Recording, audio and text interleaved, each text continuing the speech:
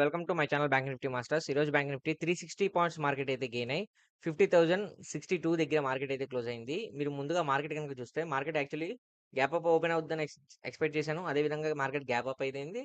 So gap up అయిన తర్వాత market ఏం జరిగిందంటే ఫ్రెండ్స్, గ్యాప్ అప్ అయింది. గ్యాప్ అప్ అయిన వెంటనే నేను వెంటనే ట్రేడ్ తీసుకున్నాను అనమాట. ఎందుకంటే నాకు తెలుసు మార్కెట్ ఖచ్చితంగా రికవర్ అవుతుందని.